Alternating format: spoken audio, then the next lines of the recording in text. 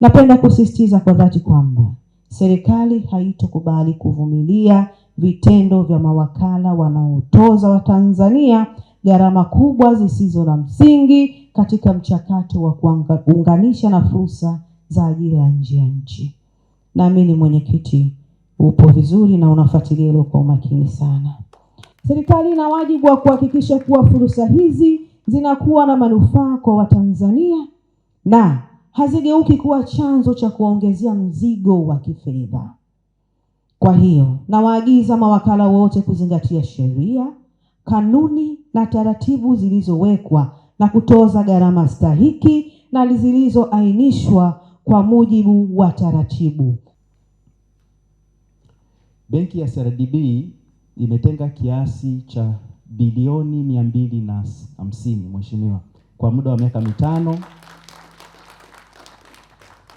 Naomba nirudie. Benki yetu ya CRDB imetenga kiasi cha shilingi bilioni 250. Na hii ni kwa muda wa miaka mitano ili kufanikisha Watanzania wengi zaidi waliokidhi vigezo kwenda kufanya kazi nje ya nchi na kurudisha fedha nyumbani.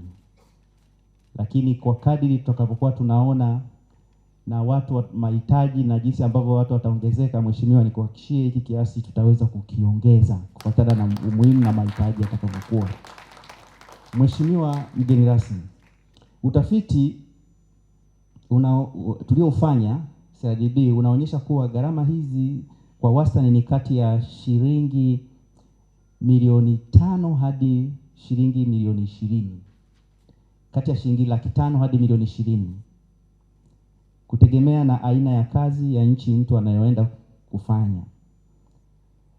Kwa Watanzania wengi hasa vijana, gharama hizi ni kubwa, hivyo zimekuwa ni changamoto na kikwazo kikubwa kuwazuia wanufaika na fursa hizi za nje ya nchi yetu, ambazo serikali imekuwa ikitafuta kwa bidii kwa ajili ya wananchi wake wanaohitaji na wenye sifa stahiki.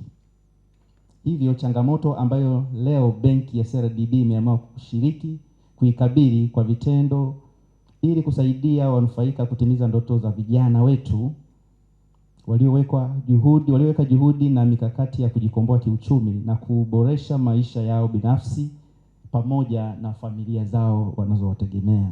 Tunapopoteza fursa hiyo kwa sababu ya changamoto ya kifedha, hatumpotezi kijana mmoja pekee. Tunapoteza fursa ya kuibadilisha familia, tunapoteza tija ya nguvu kazi na tunapoteza mchango ambao kijana huyu angeweza kutoa kwa taifa, kwa familia na kwa jamii inayomzunguka kwa ujumla.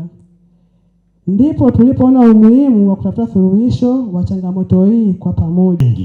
Ambao hawa vijana wetu wanaoondoka hivi sasa walikuwa wakiishia katika midomo ya mamba, kwamba hana hela ya kuweza kukidhi baadhi ya mahitaji yake, anatoa robo au nusu bila ushahidi wake. Baadhi yetu ambao tulikuwa na nafsi ambazo zilikuwa ni dhaifu waliweza kuchukua kwa udanganyifu pesa kutoka kwao, wakatapeli, wakafanya nini. Ndio madhaifu ya binadamu, lakini tunashukuru serikali ilikuwa makini kwa utaratibu na baadhi yao imeweza kuwachukulia hatua.